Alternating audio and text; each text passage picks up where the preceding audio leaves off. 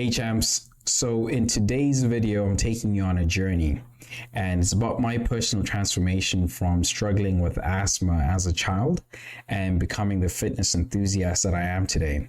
And so this is a story about challenges, wins, and the incredible role of having a support system. So like friends, family.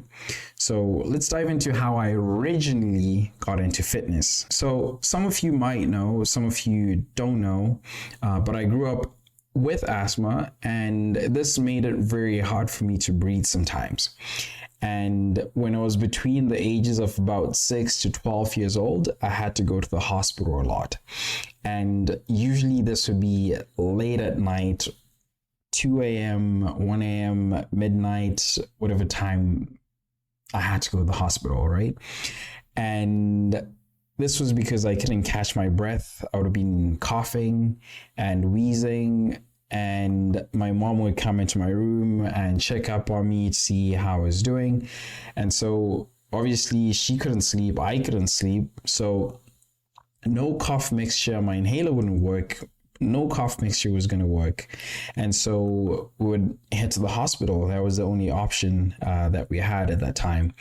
And I would say my mom is a real life superhero in my eyes, and she would take me to the hospital regardless of how late it was, and I would be put on a nebulizer to help reduce the inflammation and open my airways as well. So we will probably stay in the hospital, I'd say, for like an hour or 2 hours, depending on how long we would have had to wait. And then also being on the nebulizer for like 30, 45 minutes, depending on how severe the attack was. And by the time that we were able to actually head home, because I was feeling much better, it'll probably be like 4 to 5 a.m. And then I would have to get ready for school. I'll probably have like another hour of sleep or so, and probably have to get ready for school, and my mom getting ready for work. So this happened. Usually, if someone has asthma, you probably know, like seasonal changes, allergies, all these sorts of things. And so no matter how late it was, we still had to kind of get on with the day, go to work, go to school.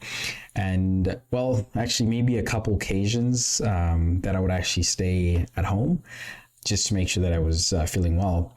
But for the most part, I would still have to get to school with my inhaler and prescription medication. And so my mom never really slept that much those nights when I would have to go to the hospital. But she always made sure that it was okay, and we managed to get through it together as well. And so it didn't always help that I liked playing outside and running and racing with my siblings and friends. And most times I would get to use my inhaler to deal with the consequences after, but not every time that I remembered to use my inhaler. And all the schools that I went to had compulsory sports, and I always wanted to take part if my friends were also doing the sports, if I knew that we're going to have to compete in inter-house competitions or anything like that. So I really had FOMO, right? As a kid growing up, you want to play with your friends. And so, yeah, I wanted to play and compete with my friends at the end of the day, just like any kid. I wasn't really much into video games unless if I was playing with someone else or competing. And I kind of like trash talking, so it keeps the friendly competitiveness going. So that was probably the only time that I liked playing video games. Anyway, being active and playing was a big part of my childhood. My mom knew this, and you can imagine the worry that she had about me doing a lot of sports, and I just couldn't sit still. I just had to be out there playing with my friends and doing what boys do.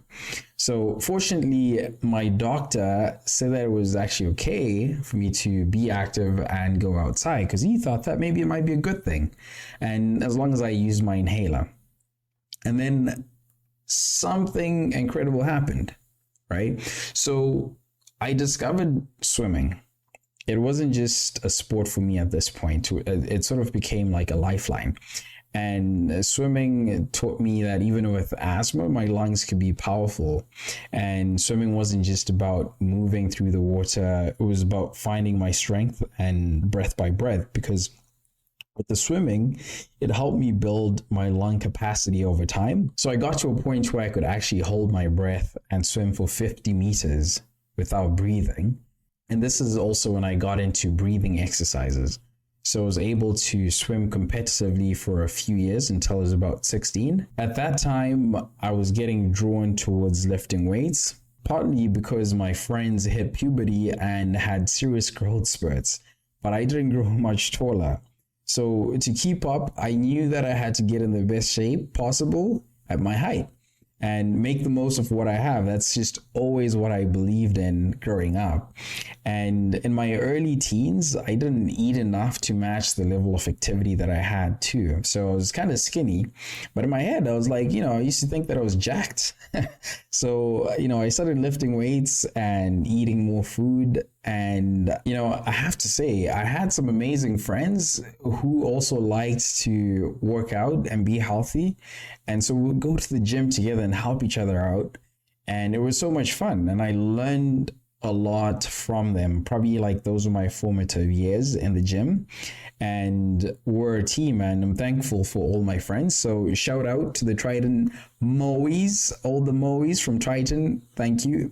Appreciate you guys. So so that's my story. And so reflecting on this journey from those frightening nights, struggling to breathe, to standing here today strong and fulfilled, I see every challenge as a stepping stone. That's just been my outlook. So it's proof to what we can achieve with determination, support, and a bit of courage.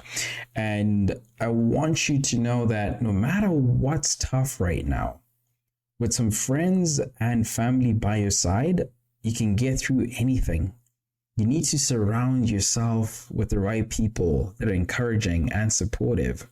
And remember, always try your best. Be brave, be disciplined, be resilient, and keep going, even when things get tough. So thanks for listening to my story. Maybe one day I get to hear yours as well. And if you like this video, please hit the subscribe button and like the video. So until next time, peace out. Always consult with your healthcare professional before you start any new exercise program or make any significant lifestyle changes, especially if you have any pre-existing conditions or concerns. This video is for entertainment purposes only.